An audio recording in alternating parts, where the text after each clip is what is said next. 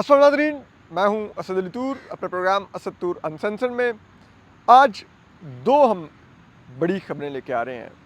एक खबर है कि जो एक ताकतवर शख्सियत का, अदालती शख्सियत आप कह लें, कानूनी शख्सियत कह लें, उनका कोई की स्टाफ मेंबर जो कि पिछले कुछ अरसे से बड़ा प्रोमिनेंट हुआ हुआ है, वो जाके मौलाना फजल रहमान साहब को मिला है।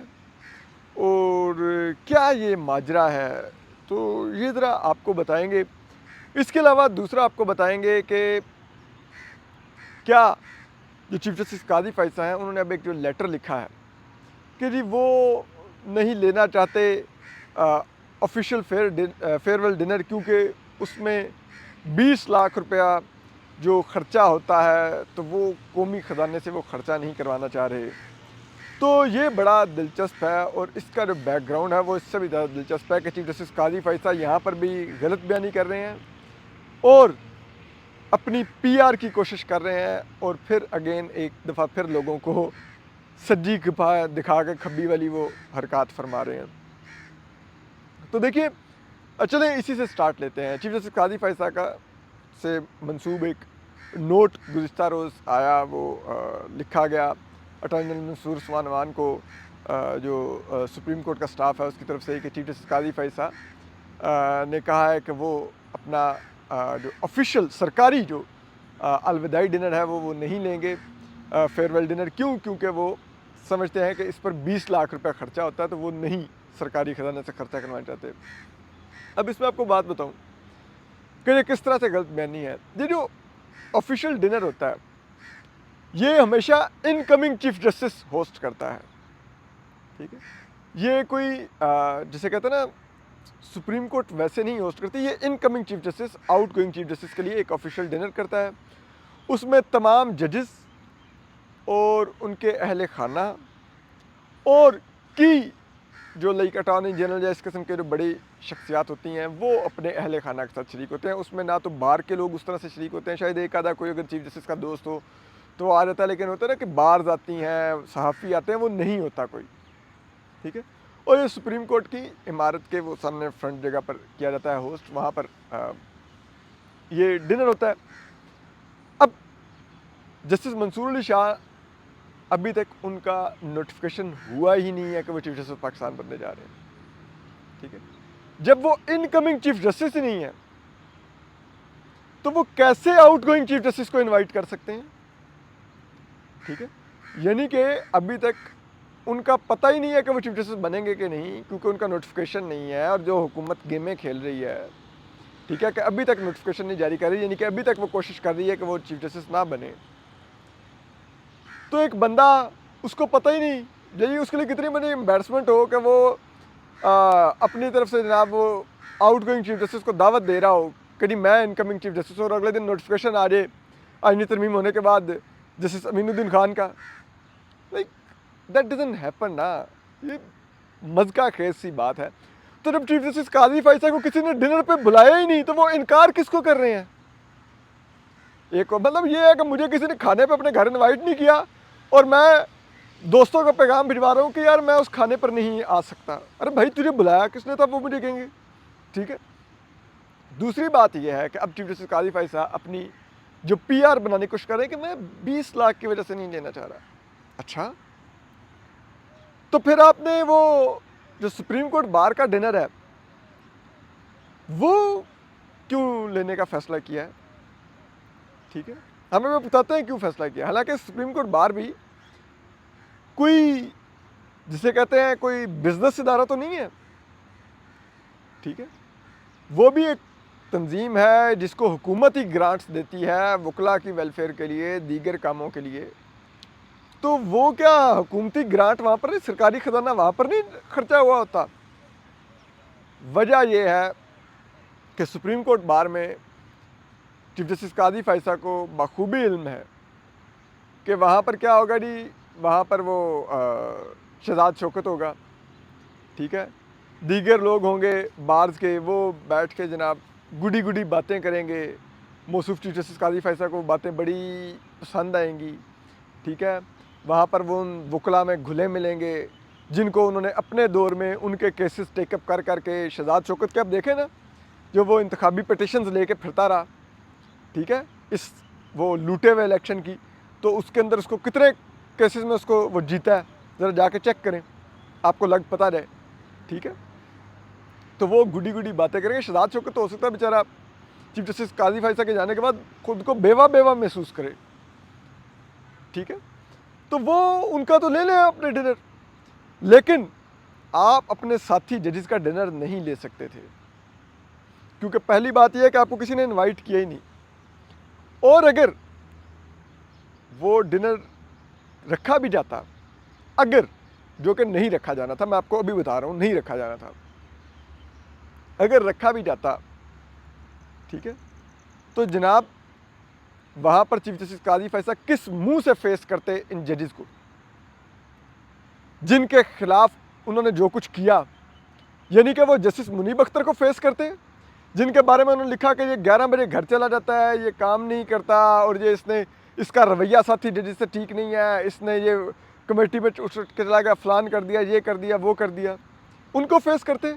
उन जस्टिस मुनीब अख्तर को फेस करते जिन्होंने नोट लिख के कहा कि चीफ जस्टिस काजी फायसा खुद परस्ती का शिकार है और जजेस के खिलाफ घटिया मुहिमबाजी में शरीक है। उन जस्टिस मुनीब अख्तर का सामना करते, उन जस्टिस मंसूर अली शाह का सामना करते, जिनका चीफ जस्टिस बनने का रास्ता रोकने में हिस्सा डाल रहे हैं। ये 63A का केस लगाकर कमेटी के बारे में उन्होंने कहा कि आप फुल कोर्ट बुलाएं, उन्होंने फुल कोर्ट ना बुलाई, तमाम जजेस कहते रहे फुल कोर्ट बुलाएं, अपने फुल कोर्ट ना बुलाई। उन जस्टिस मुनीब अख्तर का जस्टिस मंसूर अली शाह का सामना करते, जिनको तंजिया ख़त लिखते रहे और उस ख़त के अंदर अपने, जिसे कहते हैं ना, खुद परस्ती में अपनी वो खुद नुमाइशी करते रहे, मैंने ये किया, मैंने वो किया, मैंने फलान किया, मैंने टीम किया, ठीक है। तो ये उनका सामना करते। ये जस्टिस जिसे कहते हैं इरफान सादत खान का सामना करते हैं, जिनसे इन्होंने अच्छी खासी वो 12 जुलाई के ऑर्डर से कुछ दिन पहले बदतमीज़ी की थी, sorry to use that word, उनका सामना करते। ये जिसे कहते हैं जस्टिस अतर मिल्ला का सामना करते हैं, जिनके बारे में ये नोट्स लिखते रहे कि फैसला 6 माह ताख़ीर से क्यों लिखा, ये वो फलान। ये जस्टिस आयशा मलिक का सामना करते हैं, जिनके साथ ये बेंच में बैठ के इनका रवैया इंतहाई नामुनासिब होता था, उनका सामना करते। तो छोड़िए ना यार, ये किसी का सामना ही नहीं कर सकते थे। और फिर पिछले कई हफ्तों से इनकी ये जो तफसीली फ़ैसला देने वाले जजेस हैं 12 जुलाई का, इनमें से अक्सरियत के साथ बोलचाल बंद है, ठीक है। बीच में कोशिश इन्होंने खुद की कि इनकी बोलचाल दोबारा बन जाए, अभी गुज़िश्ता हफ्ते में, तो किसी जज ने इनके व्हाट्सएप का जवाब तक नहीं दिया, ठीक है। जस्टिस मंसूर अली शाह और दीगर लोग हैं, आप किससे बात कर रहे हैं? आप जो आपको अब जवाब देने को तैयार नहीं है, उन्होंने आपको डिनर पे बुलाना था और आपने उस डिनर पे जाके बैठना था। आप वो जो पूरा आपने 9 सवाल लिख मारे कि जी ये संडे वाले दिन ये कैसे जारी हुआ, ये लिस्ट में क्यों नहीं लिखा, इलेक्शन कमीशन को वजाहत जो जारी की गई उसके लिए नोटिस क्यों नहीं हुए, कहाँ पे हेयरिंग हुई, फाइल में क्यों नहीं लगा, फलान ये वो, जिसको बुनियाद बनाकर अब बिलावल भुट्टो साहब भी कहते फिर रहे हैं कि ओह ये जो संडे वाले दिन वजाहत जारी हुई, छुट्टी वाले दिन, ये तो चीफ जस्टिस को भी नहीं पता थी। तो आपने यही सब कुछ इस्टेब्लिशमेंट को ये करवाने के लिए आपने सब कुछ लिखा कि इस्टेब्लिशमेंट कह सके कि देखो जी, वो जो जस्टिस अमीनुद्दीन खान और जस्टिस नईम अख्तर अफगान ने वो जो नोट लिखा जिसमें उन्होंने इदारों को उकसाया कि वो सुप्रीम कोर्ट की रिट ना माने, सुप्रीम कोर्ट का फैसला ना माने और गैर आइनी काम करते हुए डट जाएं, तौहीन अदालत करें, वो नोट हवा में लिखा गया था। आप इन जजेस के साथ बैठते जाके, justice Mansoor Ali Shah, justice Munib Akhtar, justice Athar Minallah, justice Ayesha Malik, justice Shahid Waheed, justice जिसे कहते हैं Mohammad Ali Mazhar, justice Hasan Nazar Rizvi, justice Irfan Saadat Khan, justice Aqeel Abbasi, justice Shahzad Malik, justice, मतलब छोड़ देना यार, ठीक है। और आपको इतनी कौमी ख़जाने की फ़िक्र आ गई, इतना आपको दुख चढ़ गया कौमी ख़जाने का, ठीक है।